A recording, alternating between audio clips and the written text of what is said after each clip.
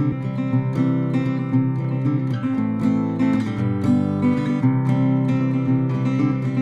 day mga kakambal sa kusina.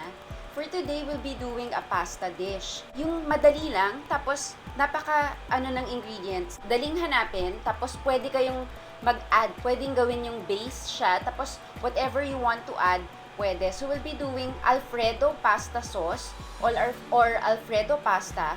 Pero, lalagyan ko siya ng ham and sausage because I have it. Now, kung meron kayong tuna or chicken, pwede nyo ring palitan yung ingredients. So, it's really up to you how creative you can be in making this your own. So, ang Alfredo pasta, ang gamit is fresh milk. So, I have fresh milk. Baka sabihin nyo, what if ang meron lang ako is evap? So, what I'll do, I'll combine both. Okay? So, ang ingredients, very simple. Butter, garlic, and then your milk, okay? Cheese. So, yung cheese, pwedeng Parmesan, pwedeng cheddar, so whatever cheese you have at home. And then, I'm gonna use fresh basil. Okay, so, as of this point, I am boiling or simmering the water, pero I will boil it, okay? But, make sure to season your pasta water with salt. It should taste like the sea. Okay? Because, to begin with, yung pasta nyo, walang lasa yon. So, para when you add your sauce to it, at least kahit papano, yung pasta nyo, may konting flavor na. And then, what I'll do, some of the pasta water, I will reserve it later. Kasi in case we need to thin down the sauce, pwede nating add. Or, let's say, if it's a little thin, we add like 2 spoons of that and it will help bind, okay, or thicken the sauce because yung water natin nagkakaroon ng starch from the pasta. For today, ang meron ako is the farfalle or yung ribbon pasta. So, pwede kayong gumamit ng penne rigatte, ng spaghetti sauce, angel hair, so whatever pasta you have at home. So, I'm just waiting for that to boil. Okay, so what I'll do now is slice the sausage and the ham. So I'm using the red one kasi that's meat. Okay. So of course, wash your hands. So this one will just cube.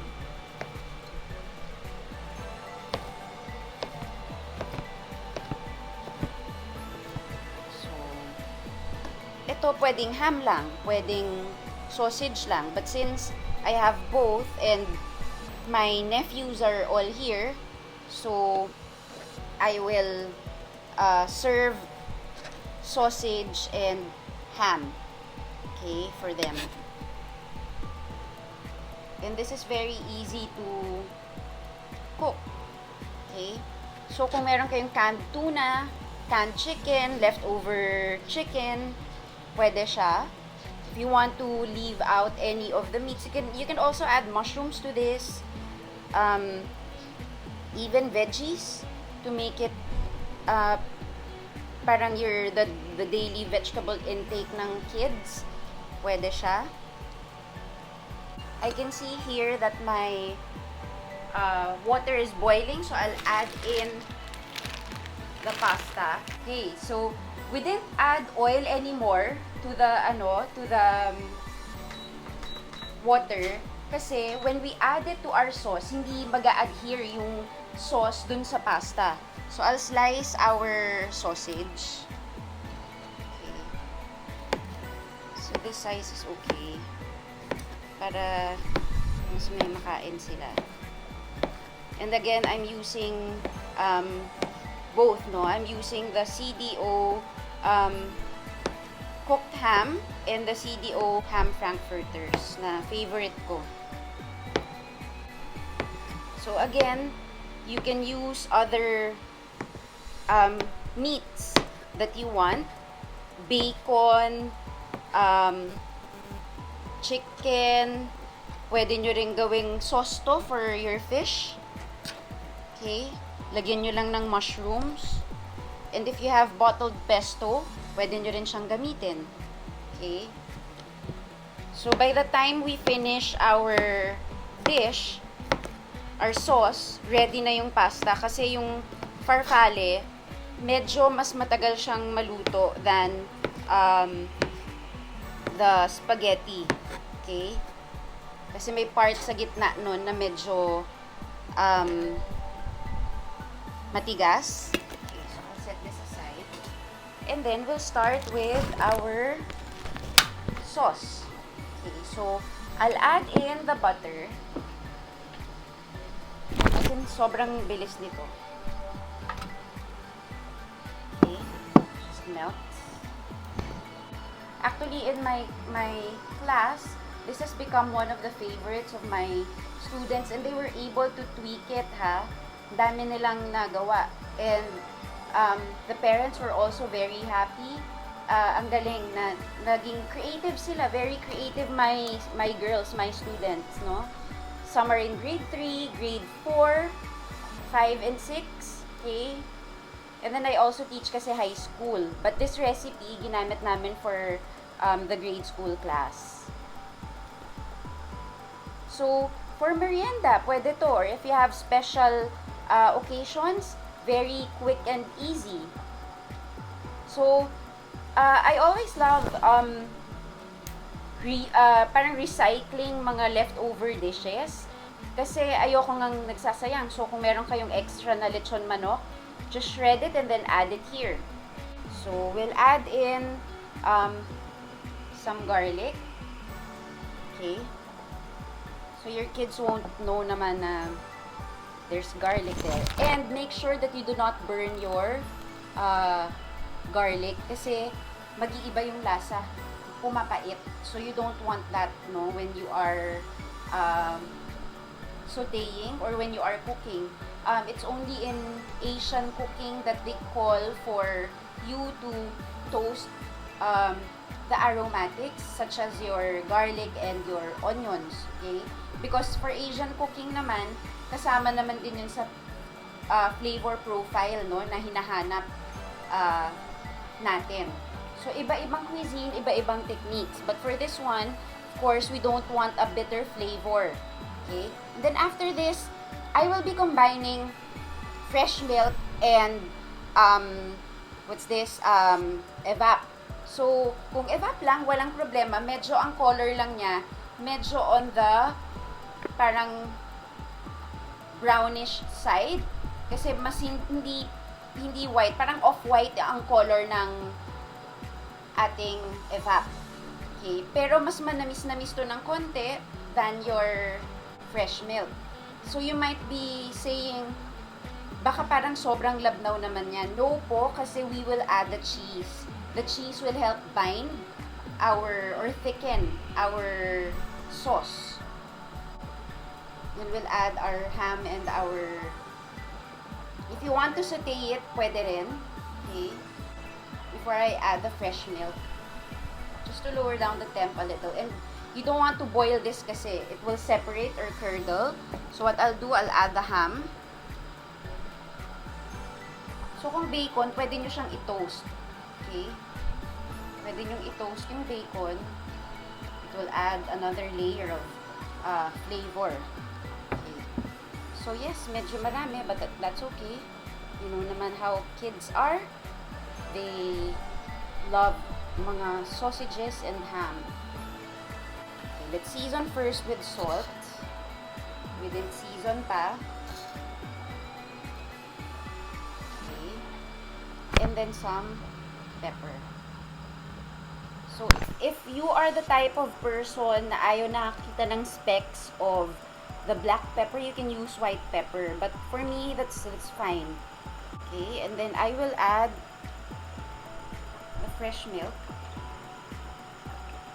Okay, so, I'll use I have different color-coded trash can or trash bin. Okay, so let's try. Let's get one. But the way I see it, konti pa to. Be careful because it's hot. A little na lang. Okay. And then we will add some of the cheese. This one, pinag-grate ko na to. Parang aged cheese siya. And then I'll leave some later for topping. Konti na lang. And then I will, hindi ko na si-strain yung pasta natin. I will put it directly dun sa ano natin, sa sauce. Okay? So, I will taste it after melting the cheese. Okay, make sure naka-low heat kasi you don't want your milk to curdle. So, what else can you do with this? If you want to add dried herbs, kung anong meron kayo, oregano, thyme, okay, basil na dried, pwede siya. Okay. Italian seasoning can be added as well. If you want to add veggies to this, pwede rin siya. Okay, so I'll taste it.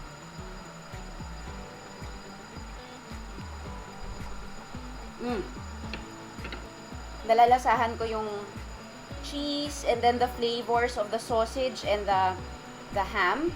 Okay, but to cut to the creaminess, okay, paminsan, diba, yung parang nakakaumay kapag sobrang creamy. So, what I'll do, I will add some basil. Okay, fresh basil. But when you add your basil, it has to be off heat. So, ano ibig sabihin? Nakapatay po yung ating fire. Okay? So, I'll just let that simmer. And then, I will slice the basil into chiffonade. And then, later, we'll garnish with more. So, pag sinabing chiffonade, you just roll the basil. Ganyan. Pag pa-layer-layer nyo lang siya. Patong-patong. Okay? And then, just roll. And then, just with the rocking motion. Okay, and then you have ribbons of your fresh basil. Okay, this will add freshness and remove some of the umay. Okay, so as you can see here, it started to simmer. I will lower down the heat. There. So let's taste kung tama na ba yung flavor. Okay, so I'll turn the heat off. I will add some of the basil. We'll just add some on top later. So, yan. And then we'll try kung okay na to. And then I'll just transfer. I'll turn the heat off and transfer.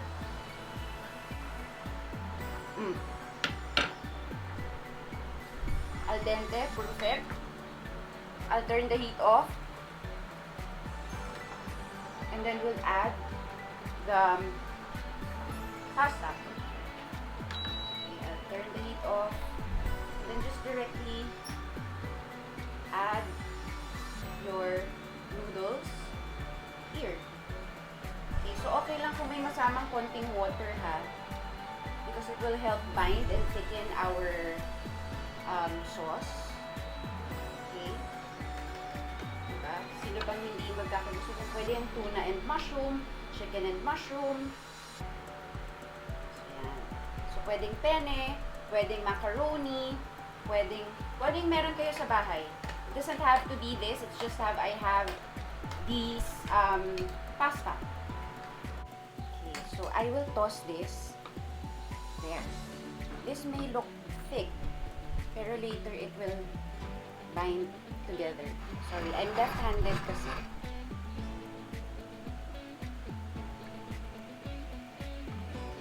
That will thicken because of the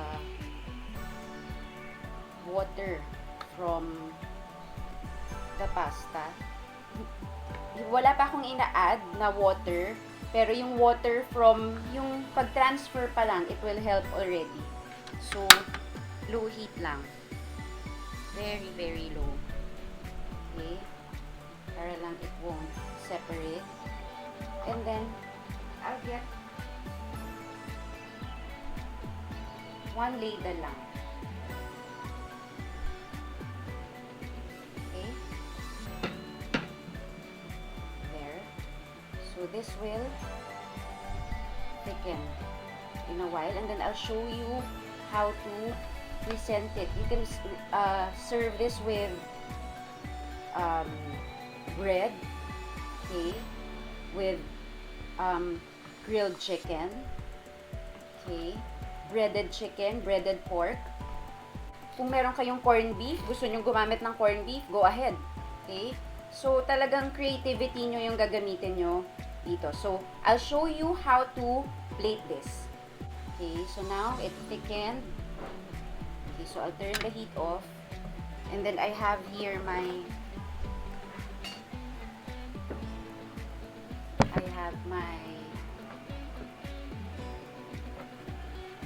plate.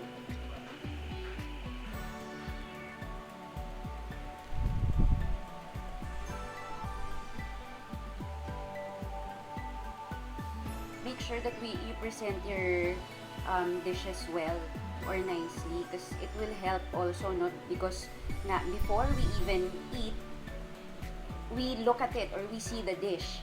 So, pag masarap yung itsura or if it's appetizing, of course, it will add already plus points for you, okay? Especially sa kids, no? Very, sila, sometimes yung iba mahirap pakainin, no? So, para mas mapakain natin sila. Okay. So, yung mga drippings on the side, we have to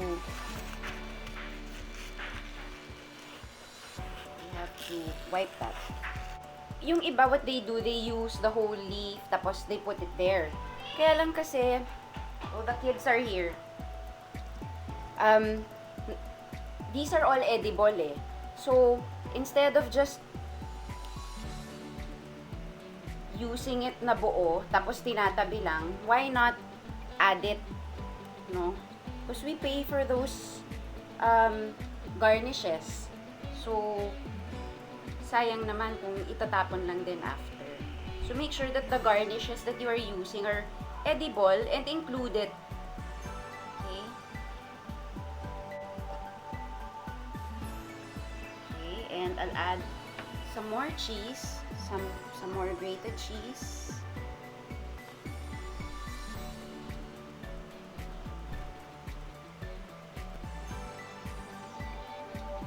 Okay, and then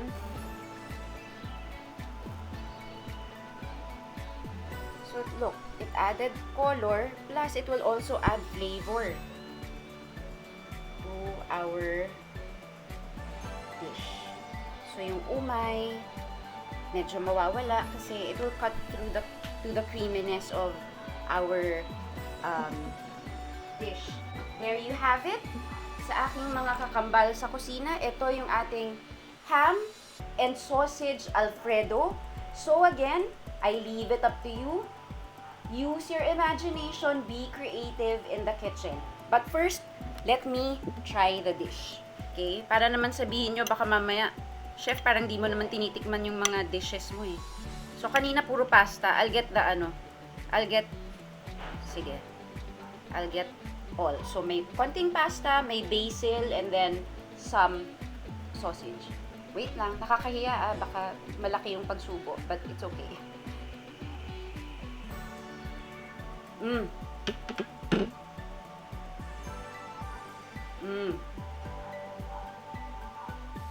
So there, when you bite into everything, tas lalo na may herbs, may basil, it's so good. So I hope you can try this at home. I hope you can also like, share, and subscribe to my channel. And please tag me when you do the recipes that I've shared. And I hope to see you again soon. Take care and always be safe. Bye!